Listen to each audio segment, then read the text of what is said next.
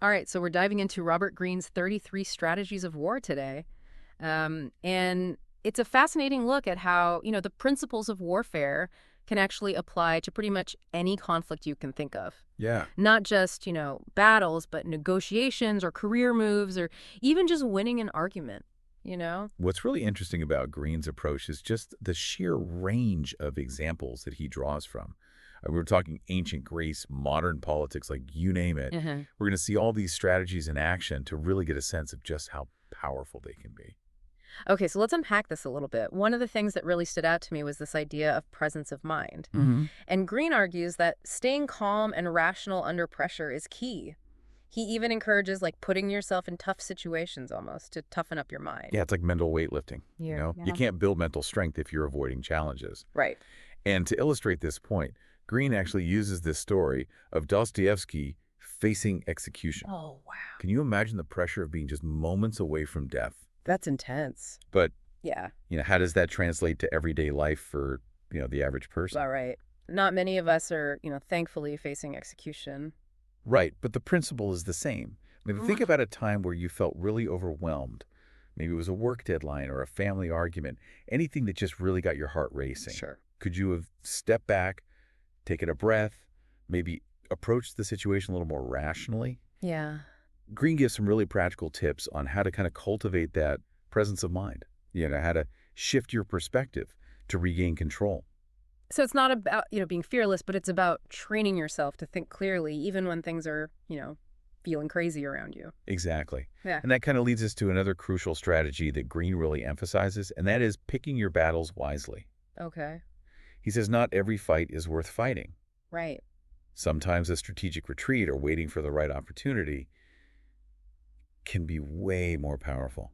Okay. I can see how that makes sense in, maybe a military context. Yeah. But how do we apply that to our daily lives? Well, he uses the story of Cortez, Okay. who strategically ignored potential traitors in his midst. He was letting them reveal themselves before he actually took action. Wow. It's a great example of prudence, being aware of potential threats, Sure. but also understanding the hidden costs of every conflict. Right. Wasted time, damaged relationships, the risk of creating unnecessary enemies. Sure. Sometimes it's better to just conserve your energy. So it's not about being passive, but it's about being strategic in your aggression. Precisely. Speaking of aggression, let's talk about one of the most fascinating strategies, the counterattack. Oh, yeah.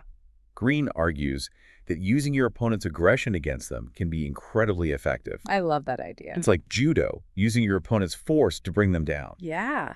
One brilliant example Greene uses is Napoleon's counterattack at Austerlitz. Oh, wow. He lured this overconfident enemy right into a trap and essentially turned their own aggression into their downfall. Okay, so it seems counterintuitive, but I can see how, holding back, observing, and letting the other side make the first move can actually give you a real advantage. So does that mean we should never strike first?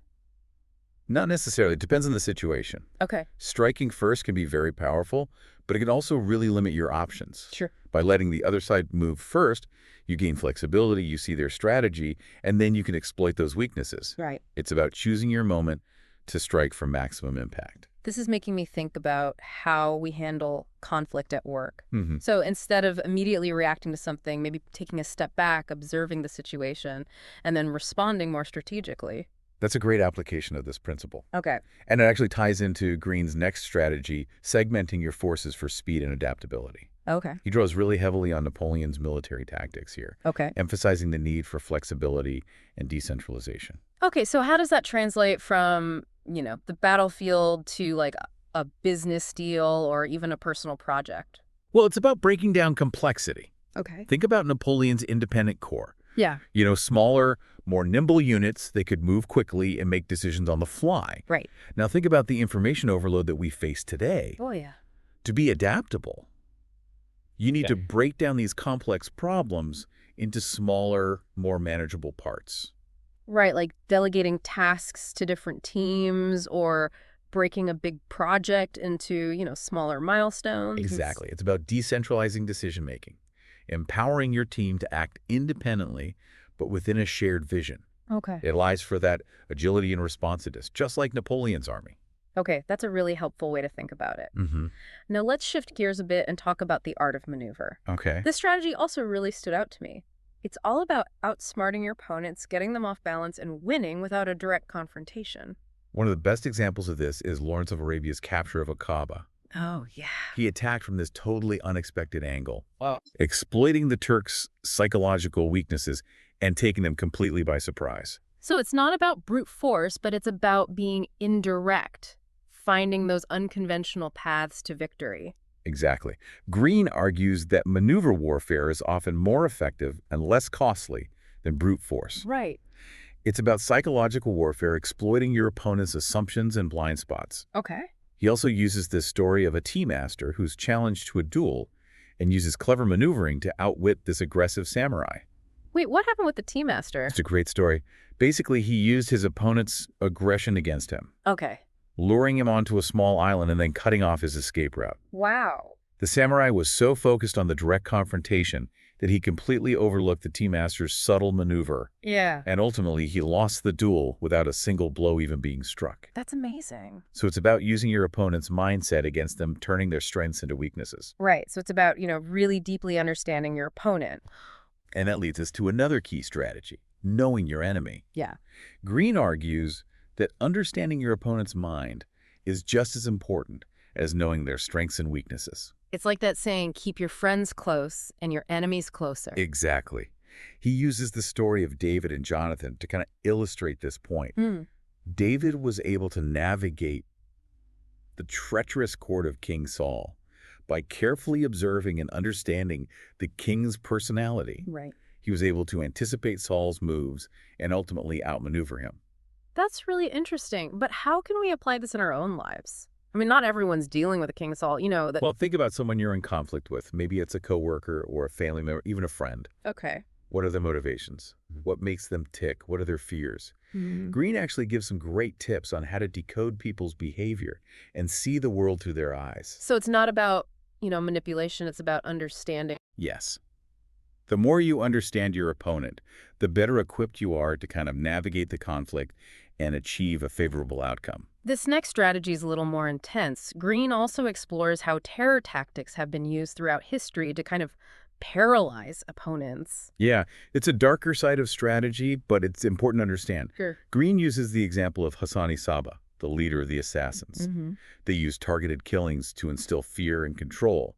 And what makes terror so effective is that it really preys on our primal instincts. It creates this sense of constant threat that makes it really difficult to think clearly and strategically. Exactly.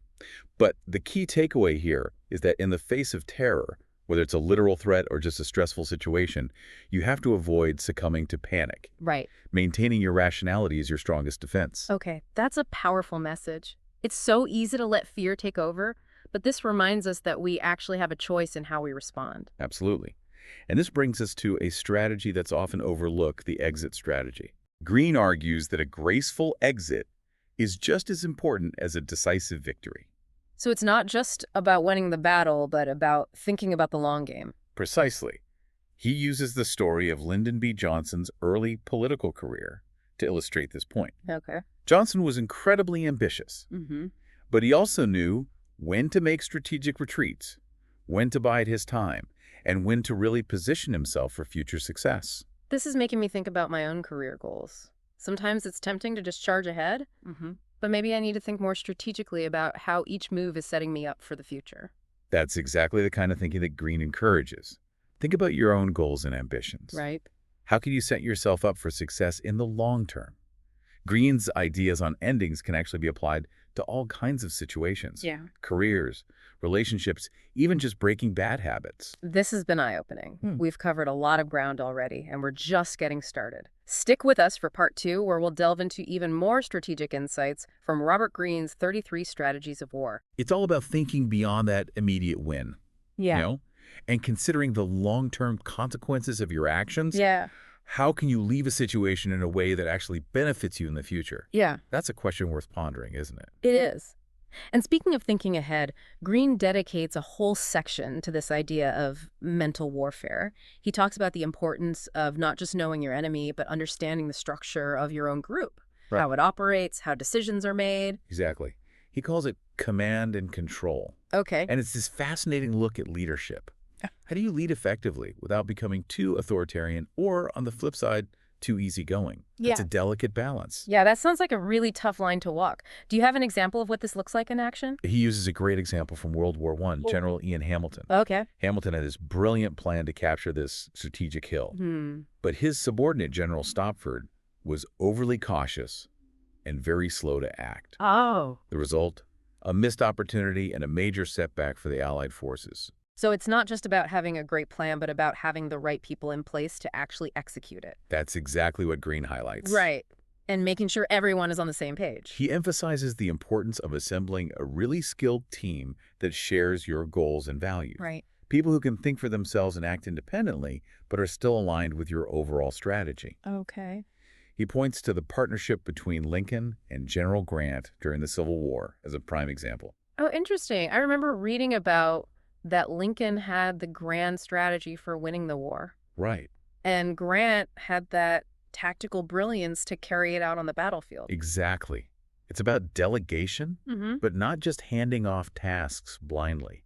It's about finding people that you trust to really carry out the spirit of your ideas, not just the letter of your commands. That makes so much sense. It's about empowering people, but also making sure they understand the bigger picture. And speaking of understanding the bigger picture, Mhm. Greene also warns against something he calls groupthink. Have you ever been in a group where everyone just seems to agree, even if the decision feels kind of off? Oh, totally.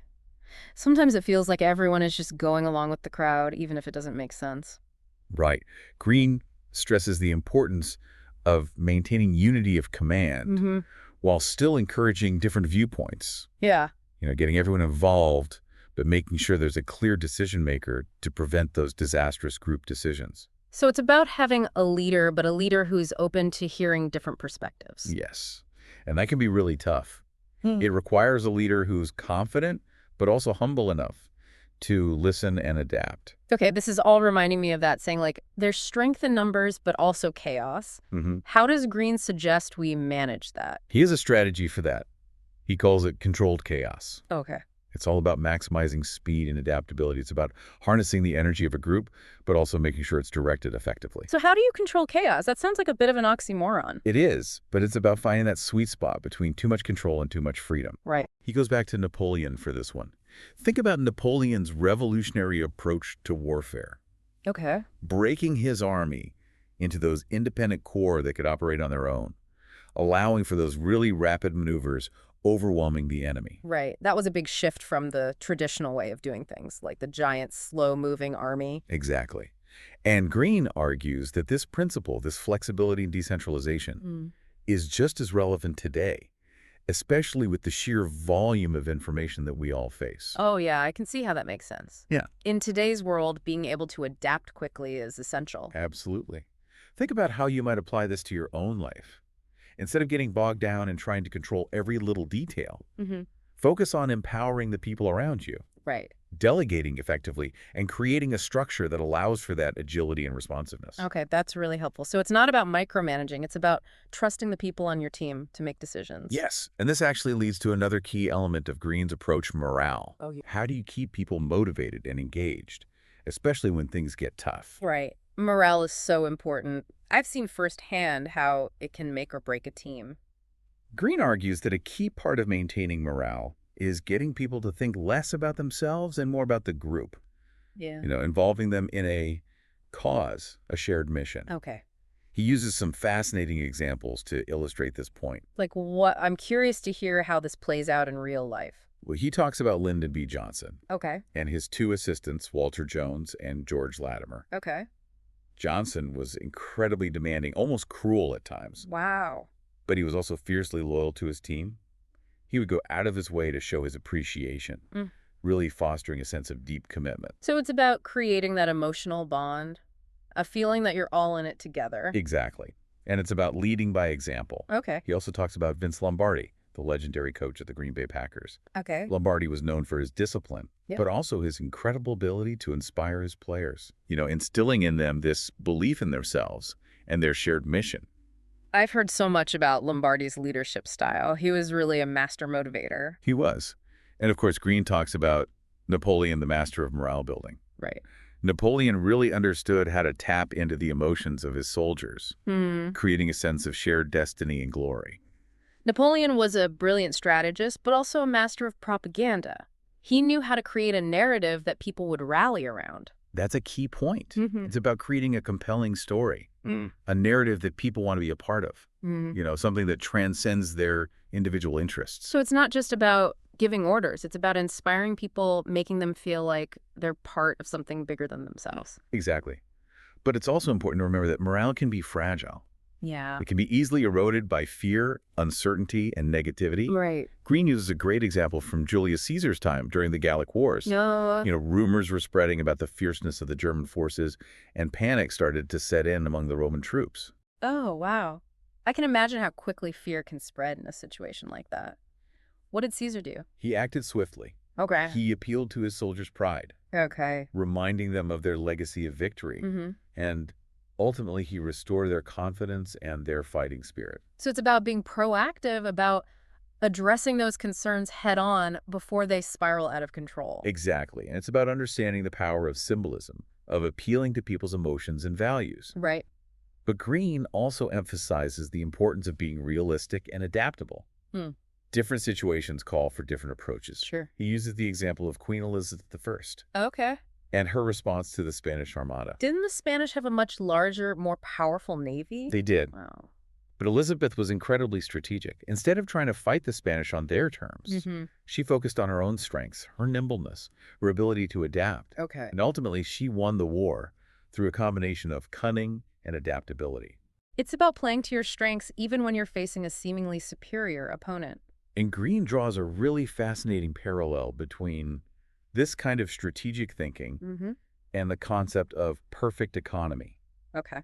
making the most of what you have, minimizing waste, focusing on achieving maximum impact with minimal effort. So it's about being resourceful, efficient, and adaptable. Exactly. Finding ways to overcome those limitations and achieve your goals despite the odds. And it's about having a long-term perspective. Right. Not every battle needs to be won decisively. Sometimes strategic retreat, conserving your resources, and choosing your moments to strike is the wisest course of action. That's a really good reminder. It's so easy to get caught up in the heat of the moment and lose sight of the bigger picture. Speaking of the bigger picture, let's talk about one of the most powerful strategies in Greene's arsenal, the counterattack. Ah, yes. Using your opponent's aggression against them.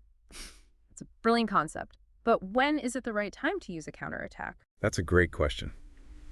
It's not always the best move. Greene actually argues that sometimes initiating the attack can put you at a disadvantage. How so? Well, it can expose your strategy and limit your options. It's like showing your hand too early in a poker game. I see. So it's about being patient, observing your opponent, and waiting for the right moment to strike. Exactly. He uses the example of Napoleon's campaign against the Austrians and Russians in 1805. Okay. Napoleon was outnumbered, Mm. but he patiently bided his time, Wow. luring his opponents into this trap at the Battle of Austerlitz. Mm-hmm. The result, a decisive victory. It's a classic example of how patience and strategic thinking can triumph over brute force. It is. And it highlights the importance of understanding the psychology of your opponents. Yeah. Knowing how to provoke them into making rash decisions that ultimately benefit you. Right. Greene also explores this concept of disguised aggression, Okay. using King Louis XIV of France as an example. Tell me more about that. What did Louis XIV do? Well, he had this rebellious duke he wanted to deal with, but instead of confronting him directly, Mm-hmm. he deliberately provoked him, Wow. knowing that the duke will report these insults back to his allies. So he used words as weapons. Exactly. It was this subtle but very effective way to create a sense of fear and apprehension without resorting to violence. It was psychological warfare at its finest. That's brilliant. So it's about being strategic with your aggression, thinking several steps ahead. Exactly. And it's about choosing your battles wisely. Not every conflict needs to be met head-on. Sometimes a more subtle, indirect approach is far more effective. That's such a valuable lesson. It makes me think about how often we react impulsively, instead of taking a step back and considering our options. It's a very common mistake. Yeah. Greene also highlights the importance of appearing unpredictable, Okay. keeping your opponents guessing about your intentions. Mm-hmm. He uses the example of John Boyd, Okay. the military strategist who was instrumental in developing the F-15 and F-16 fighter jets. Oh, yeah, I've heard of Boyd. He was brilliant, but also a bit of a maverick, right? Exactly. and he used that to his advantage. Oh. He understood that predictability was a weakness in a strategic sense. Right. And so he cultivated an aura of unpredictability, Wow. which made his opponents very hesitant to cross him. So it's about keeping your opponents on their toes, making them doubt their own assumptions? Exactly. And it's about understanding that sometimes the best defense is a good offense. Okay. Greene also explores the concept of retreat to advance, Okay. using Mao Zedong's rise to power in China as an example. Mao Zedong. He was a master strategist. Yeah. Tell me more about how he used this retreat to advance strategy. Well, he was facing this power struggle within the Communist Party, Mm-hmm. and instead of fighting head-on, Mm-hmm. he strategically retreated. Wow. This allowed his opponents to overextend themselves, Okay. expose their weaknesses, Mm-hmm. and pave the way for Mao to make his comeback. It's a classic example of how a temporary setback can actually be a strategic advantage. It is. Well- It's about knowing when to strike and when to bide your time, waiting for that right opportunity to assert your dominance. So it's not about giving up. It's about being strategic with your retreat. Yes, and it's about understanding that there are many paths to victory. Right. Direct confrontation is not always the wisest course of action. Sure. Sometimes a more indirect approach, one that involves strategic retreat and patience, is more effective. That's a really great point. It makes me think about how often we charge into conflict without really thinking about the long-term consequences. And speaking of understanding the long-term consequences, Greene then dives deep into the importance of knowing your enemy. Yeah. You know, it's not just about understanding their strengths and weaknesses, Yeah. but really getting inside their minds. Right. It's about understanding their motivations, their fears, their biases, their patterns of thinking. Exactly. It's about seeing the world through their eyes. He uses the biblical story of David and Jonathan to kind of illustrate this. Mm-hmm. David was able to navigate the treacherous court of King Saul Right. by carefully observing and understanding the king's volatile personality. That's a classic example of the power of psychological intelligence. But how do we develop that kind of psychological intelligence in our own lives? Well, it starts with self-awareness, being aware of your own biases and assumptions, Mhm. and being willing to challenge them. Okay. And then it's about paying attention to the people around you, their behavior, their body language, their tone of voice. So it's about being a student of human nature. Exactly. Oh. And it's about actively seeking out information about your opponents, Okay. cultivating relationships, building trust, creating a system of information gathering. So it's about being informed, but also discerning, Yes. knowing which information to trust and which to discount. Exactly. It's about separating the signal from the noise. Right. And that brings us to another important strategy, the power of speed and surprise. Greene calls it the blitzkrieg strategy. Blitzkrieg.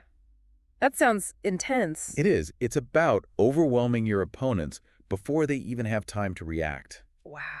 Think about Erwin Rommel, the Desert Fox. Ugh. Used these lightning-fast tank attacks to devastating effect during World War II. Yeah, Rommel's tactics were legendary speed, mobility, and the element of surprise. Exactly. It's a classic example of how speed and decisiveness can be way more powerful than brute force alone. But does this strategy only apply to military situations? Not at all. Okay. Greene also talks about Mae West, the Hollywood actress. Oh, wow.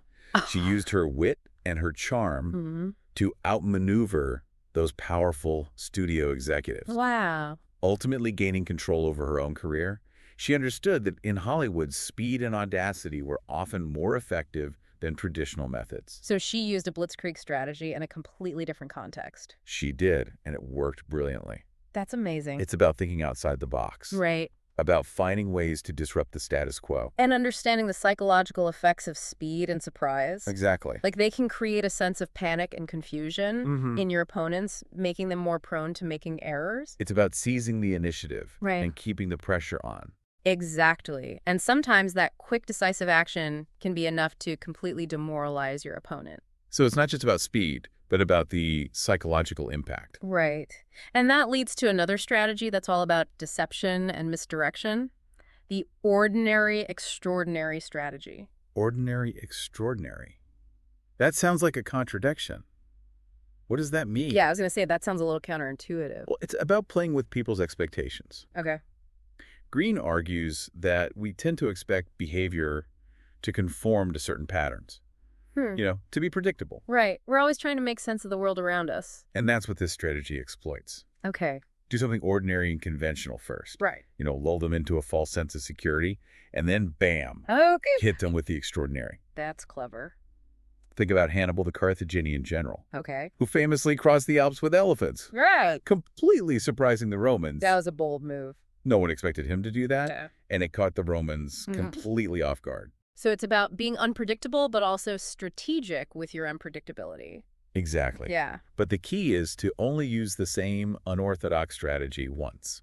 Oh, right. What's unexpected the first time becomes conventional the second time around. I see. So you have to constantly be innovating, finding new ways to surprise your opponents. Exactly. Another great example is Muhammad Ali, the boxer. Okay.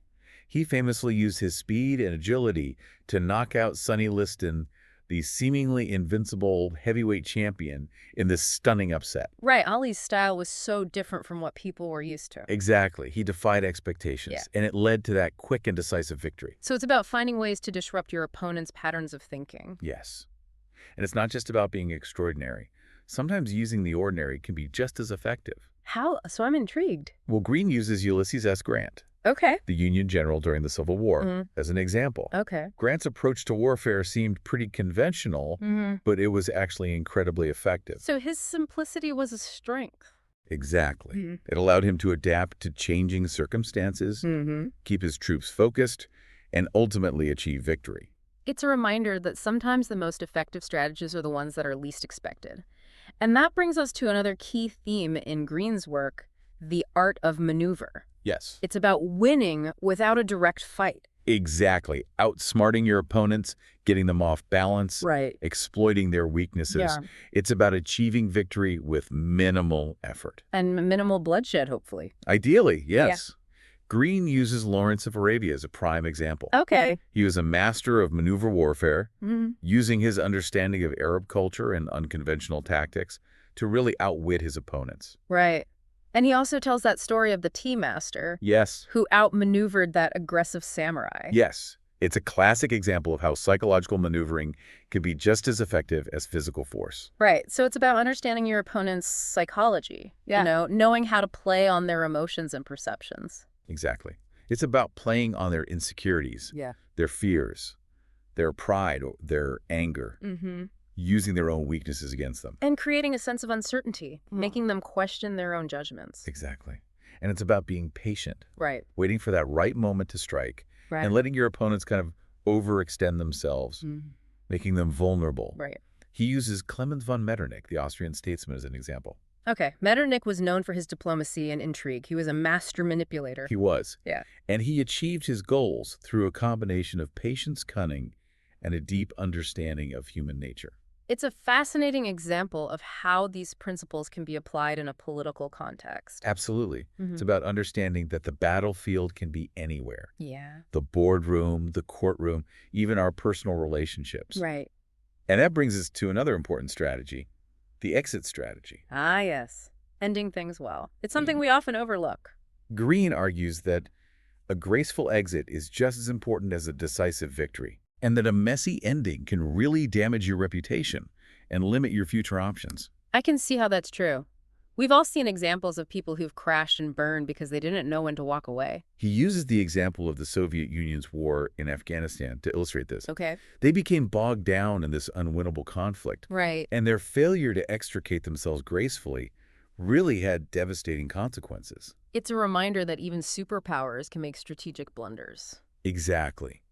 And it highlights the importance of having an exit strategy before you even begin. Wow. Think about potential pitfalls and have a plan for disengaging if things don't go as planned. It's about knowing when to cut your losses and move on. Exactly. And even in defeat, there are ways to salvage your reputation and position yourself for future success. It's about ending with dignity and learning from your mistakes. Okay, that's a valuable lesson. It's so easy to get caught up in the ego of winning or losing that we forget about the bigger picture. And speaking of the bigger picture, Greene then explores this fascinating world of misperception strategies, Okay. arguing that deception is really a fundamental element of warfare. He actually writes, "Since no creature can survive without the ability to see or sense what is going on around it, you must make it hard for your enemies to know what is going on around them, including what you were doing. So it's about controlling the narrative, manipulating your opponent's perception of reality. Exactly. It's about Okay. disrupting their focus, creating confusion, and exploiting their natural tendency to see the world through the filter of their own expectations. Right. We all have our biases, don't we? We do. Right. And Greene argues that those biases can be used against us. Okay. He uses the example of Themistocles, Okay. the Athenian general, who used deception to lure the Persian fleet into a trap at the Battle of Salamis. Oh, I remember reading about that. That was a turning point in the Greco-Persian Wars. It was Themistocles understood that the Persians were overconfident Right. and eager for a quick victory. And so he played on that, creating a situation that played into their expectations while secretly setting a trap. It's a brilliant example of how a well-crafted deception can change the course of history. It is. And Greene gives another fascinating example, Adolf Hitler and the D-Day invasion. Oh, wow.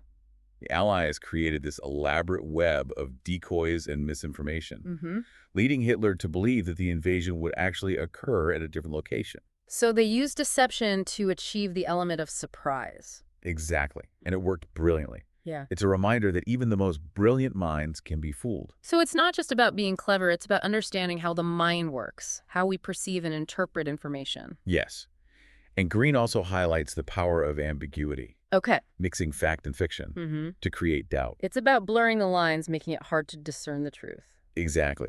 And he argues that the best deceptions are actually rooted in truth. Okay. You take a grain of truth, and then you distort it just enough to create confusion. It's like planting a seed of doubt that grows into a forest of uncertainty. Exactly. And he points out that people are often more willing to believe a lie that confirms their existing beliefs Oh, wow. than a truth that challenges them. That's a sobering thought. It makes you wonder how much of what we believe is actually true. It does. And that brings us to a strategy that's all about subtlety and patience, the fait accompli. Okay, new vocabulary word. What is a fait accompli? It's a strategy of taking small, incremental steps to achieve your goals. Okay. You're not making these big, splashy moves that draw attention. You're flying under the radar, gradually accumulating power and influence. It's like the tortoise and the hare fable. Exactly. Slow and steady wins the race. Right. Greene uses the example of Charles de Gaulle and his rise to power in France. Okay. He patiently built his base of support, consolidating his power, and ultimately achieving his goals through a combination of strategic brilliance and sheer force of will. So it's about playing the long game, about being patient and strategic with your moves. Exactly. And it's about understanding the power of inertia. Okay. Once the situation has been established, it becomes much harder to change, Right. even if it's built on a series of small, almost imperceptible steps. It's like building a house brick by brick. Once it's built, it's a lot harder to tear down. Exactly. And speaking of building and tearing down, Greene then shifts gears and explores a strategy that's all about dealing with rivals and colleagues who are trying to undermine you. Yeah. He calls it one-upmanship. Okay, we've all had to deal with those kinds of people. The ones who are always trying to make themselves look better at your expense. How do you handle that? It's tricky. Greene stresses that while you must maintain a professional demeanor, you also need to be aware of these subtle power games that are being played. Right. He uses the example of Ulysses S. Grant Okay. and his rivalry with John McClernand, Okay. another Union general who was constantly trying to undermine him. What did Grant do? Well, he understood McClernand's weaknesses, his vanity, his insecurity, his tendency to overreact, and he played on them.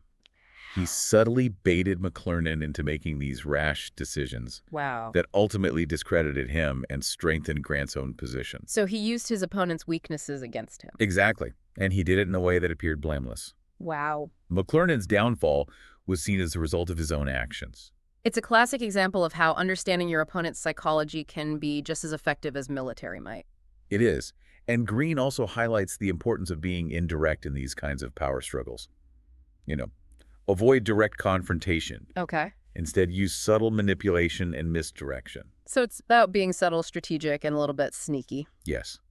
He talks about the power of gossip, Right. planting seeds of doubt, and letting your rival's own insecurities and ambitions lead them to self-destruct. It's a bit Machiavellian, isn't it? It can be, Yeah. but it's also a reality of how power dynamics often work. Right. The key is to use these tactics ethically and judiciously. That's a good point. It's easy to get caught up in the game and lose sight of what's right and wrong.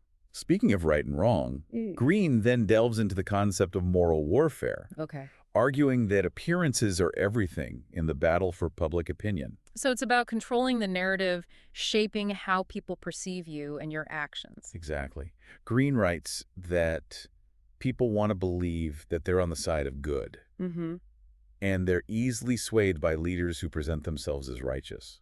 Okay. He uses Martin Luther and the Protestant Reformation as an example. Right. Luther was a master of using language and symbolism to rally support for his cause. He was. Yeah. He understood the power of framing his arguments in moral terms, Mm-hmm. He painted this really vivid picture of the church's corruption Right. and positioned himself as the champion of the people. It's a classic example of how moral authority can be a powerful weapon. And Greene stresses the importance of choosing your enemies wisely in moral warfare. Okay. Target opponents who are easily portrayed as villains. So it's about exploiting their weaknesses, amplifying their flaws, Exactly. painting them in the most negative light possible. Yes. And it's about positioning yourself as the hero, Right. the defender of righteousness, the fighter for justice. It's about winning hearts and minds. Exactly.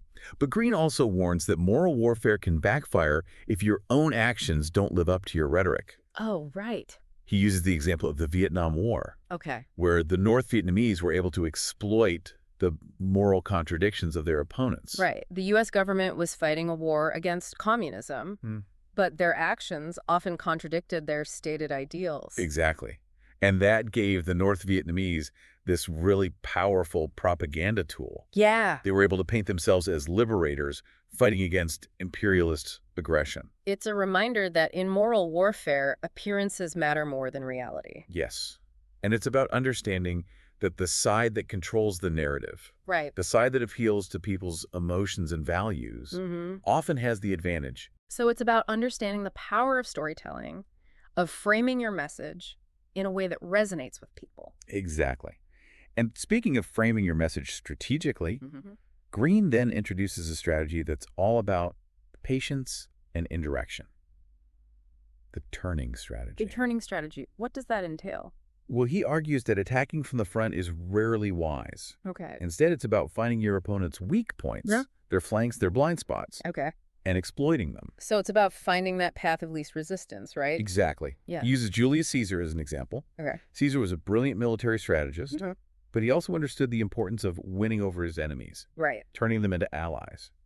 So it's a strategy that combines force and diplomacy, cunning, and generosity. Exactly. It's about creating a web of alliances that strengthens your position and weakens your opponents. Right? And it's about understanding the psychological effects of a flanking maneuver. Well, think about it. If you're constantly being attacked from the front, you know what to expect. Right. But if you're attacked from the side from an unexpected angle, it can create a sense of disorientation and vulnerability. I see. It's about keeping your opponent off balance. Exactly. And it's about understanding that sometimes the most effective path to victory is the one that's least expected. This is making me think about how often we limit ourselves by sticking to conventional approaches. And that brings us to another strategy that's all about surrounding your opponent encirclement. Okay. It's about overwhelming your opponents by attacking them from all sides, giving them no room to maneuver. It's like being caught in a spider web. Exactly. Greene uses the Battle of Isandlwana, Okay. a clash between the British and the Zulus, to illustrate the importance of maintaining a cohesive force Okay. and avoiding the temptation to disperse your strength. I've heard of that battle. The British were heavily defeated, weren't they? They allowed themselves to be drawn into a series of small engagements, which allowed the Zulus to concentrate their forces and overwhelm them bit by bit. It's a classic example of how a well-coordinated encirclement can defeat a numerically superior force. It is. And Greene also points out that this concept can be applied in non-military situations. Like how? Well, it's about creating a sense of psychological isolation.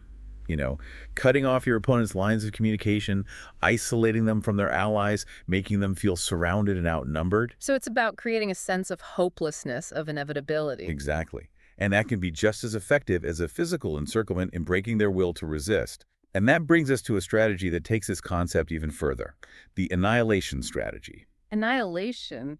That sounds pretty intense. It is. It's about exploiting your opponent's weakening resolve, crushing their willpower. So it's not just about defeating them physically, but about breaking their spirit. It's exactly. Greene stresses the importance of timing in this strategy, knowing when to strike that final blow and when to let your opponent kind of stew in their despair. It's about making sure that they won't challenge you again. It's a ruthless strategy, but I can see how it would be effective in certain situations. It's about understanding the psychology of defeat and recognizing that sometimes complete and utter annihilation of your opponent is the only way to ensure your own long-term security. It's a chilling thought, but it's a reality of conflict. It is. And speaking of the realities of conflict, Greene then shifts gears and explores the concept of maneuver warfare, Okay. arguing that it's a more sophisticated and ultimately more effective approach to conflict than brute force alone. So it's about being strategic and adaptable rather than relying on sheer strength. Exactly. He writes that maneuver warfare is about outmaneuvering your opponents, finding their weak points, and exploiting them to achieve victory with minimal effort and bloodshed. So it's about fighting smarter, not harder. Exactly. He used Napoleon's Italian campaign in 1796 as a prime example. Napoleon was able to outmaneuver and outthink his opponents, using speed, mobility, and deception to achieve a series of stunning victories. Right. Napoleon was a master of maneuver warfare. He was. And Greene points out some interesting cultural differences in approaches to warfare. He argues that maneuver warfare is more ingrained in Asian military thinking, while Western cultures tend to favor a more direct confrontational approach. That's interesting. I wonder if those cultural differences extend to other areas of life as well. It's a fascinating question to ponder. And Greene also highlights the importance of psychological warfare in maneuver warfare. Right. It's about exploiting your opponent's assumptions. Exactly. Creating confusion, undermining their will to fight. He uses T.E. Lawrence of Arabia, and his campaign during the Arab Revolt as an example. Lawrence understood the Arab mindset, and he used that knowledge to exploit their strengths and weaknesses. Lawrence was a remarkable figure, a true master of unconventional warfare. He was, and Greene also tells the story of Leo McCarey, the Hollywood director, to illustrate how these principles can be applied in a creative context. I love that Greene brings in examples from such diverse fields. So what was unique about McCarey's approach to filmmaking? Well, he was known for his unconventional methods, his ability to improvise and adapt. Okay. His films were often a bit chaotic, but they were also brilliant, full of these unexpected turns. It sounds like he was applying the principles of maneuver warfare to the creative process. Exactly. He was a master of keeping his audience guessing, of disrupting expectations, and of using chaos to create something truly original and memorable. It's a great reminder that these principles can be applied in all areas of life, not just in warfare or business. And speaking of applying these principles broadly, Greene then delves into a strategy he calls the polarity strategy, Okay. which is all about understanding how people naturally divide themselves into these opposing camps. So it's about exploiting the us versus them mentality that seems to be so ingrained in human nature. Exactly. Greene argues that this tendency can actually be exploited to your advantage. He uses the example of Franklin Delano Roosevelt, who was a master of this strategy. Right. FDR was an incredibly effective communicator and leader. How did he use the polarity strategy? Well, he skillfully used his rhetoric and political actions to highlight the division between the haves and the have-nots, ultimately rallying support for his New Deal programs. Right. So he created this narrative that pitted the forces of progress against the forces of reaction. Exactly. He understood that people are drawn to conflict and drama, and he used that to his advantage. But of course, there's a dark side to this strategy as well. What do you mean? Well, Greene also talks about the dangers of this approach, warning that it can lead to extremism and polarization, creating this climate of fear and division that can spiral out of control. That makes sense. It's easy to see how appealing to people's fears and prejudices can create a toxic environment. Exactly. He uses the rise of Nazi Germany as an example, Oh, wow. highlighting how Hitler exploited the economic anxieties and resentments of the German people. Right. Hitler was a master of propaganda and manipulation. He understood how to tap into people's darkest impulses and turn them against each other. It's a chilling reminder of how easily a charismatic leader can exploit our fears and prejudices for their own gain. So it's a strategy that needs to be used with extreme caution. Absolutely. Yeah. Greene emphasizes that if you're going to use the polarity strategy, you need to have a clear vision, a positive message that offers a path to a better future. It's about uniting people behind a shared goal rather than dividing them for your own personal gain. That's a crucial point. And that leads us to another strategy that's all about exploiting divisions, the divide and conquer strategy. Right. I've heard that phrase before, but I'm not sure I fully understand how it works. Well, it's about understanding that alliances are often fragile. They're based on self-interest and convenience, not always on genuine loyalty. Mm. And Greene argues that you can use those inherent weaknesses to your advantage. So it's about creating divisions among your opponents, turning their strengths against them. Exactly. He uses King Louis the Elens of France as an example. Louis was a master of this strategy, using diplomacy, intrigue, and even bribery to outmaneuver his rivals. Wow. So he was able to consolidate his power by weakening his opponents from within. Exactly. It's a classic example of how a weaker power can outmaneuver a stronger one by understanding how to exploit those internal divisions. It's a reminder that sometimes the biggest battles are fought not on the battlefield, but in the halls of power. And in the minds of your opponents, Greene also highlights the importance of psychological warfare in this strategy. So it's about more than just playing your opponents against each other. It's about creating a climate of fear and suspicion. Exactly. Spreading rumors, planting seeds of doubt, creating paranoia. It can be incredibly effective in breaking down alliances and neutralizing threats. It's a bit Machiavellian, isn't it? It can be, but it's also a reality of power dynamics. Right. And it's something to be aware of, even if you choose not to use these tactics yourself. That's a good point. It's important to be aware of the game, even if you don't want to play it. And speaking of games that are best avoided, Greene then explores a darker strategy, sowing uncertainty and panic through acts of terror. This is a topic that's obviously very sensitive and complex, but I understand why Greene would include it in a book about strategy. He argues that terror is the ultimate weapon of the weak, the ultimate way to paralyze and demoralize an opponent. Right. It's about creating fear and chaos, making people feel vulnerable and helpless. He uses the example of Hassan Saba, the leader of the assassins, Okay. who used targeted assassinations to create this climate of terror. Right. The assassins were a relatively small group, but they were able to exert a disproportionate amount of influence through their use of terror. Exactly. They understood the power of fear. But Greene also talks about how to counter terror, right? He does. He stresses the importance of maintaining your composure in the face of terror, resisting the temptation to panic, and thinking clearly about the best way to respond. So it's about staying rational even when it feels like the world is falling apart around you. He uses the example of Winston Churchill and his leadership during the Blitz. Churchill was able to rally the British people, inspiring them to resist the terror. Right. Churchill was a master of rhetoric and symbolism. He knew how to tap into people's deepest emotions and inspire them to action. Exactly. And Greene also emphasizes the importance of understanding the motivations of terrorists, recognizing that terror is a means to an end. It's about achieving a political or ideological goal. So it's about addressing the underlying causes of terrorism rather than just reacting to the symptoms. Exactly. It's about finding ways to address those grievances and motivations in a way that doesn't legitimize violence. It's a complex issue with no easy answers. But it's important to have these conversations to understand the dynamics of power and the forces that drive conflict. I agree. And that's what makes Greene's work so compelling. He forces us to confront the uncomfortable realities of power, conflict, and strategy. This deep dive into 33 strategies of war has been incredibly insightful. We've explored a wide range of strategies from the subtle to the extreme. And the key takeaway is that these strategies are tools. Yeah. It's up to us to use them wisely and ethically. Exactly. It's not about becoming a ruthless manipulator. Right. It's about understanding the dynamics of power, the subtleties of human behavior, and how to navigate conflict effectively. And it's about remembering that every situation is unique. There's no one-size-fits-all approach to strategy. Right. It's about being adaptable, thinking critically, and choosing the strategies that are most appropriate for the situation at hand. And about remembering that the ultimate goal of strategy is to achieve your objectives while minimizing harm. That's a powerful message. So as we wrap up this deep dive, what's one key takeaway you hope our listener will take away from this exploration of Robert Greene's work?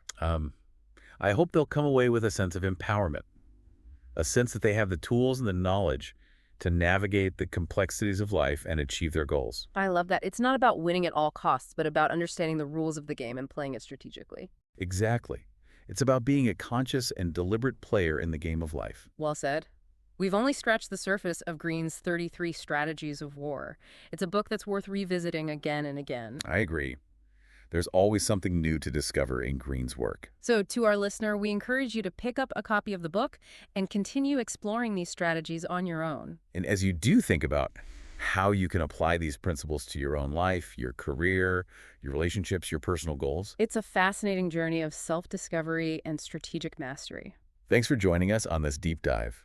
Until next time. Happy strategizing.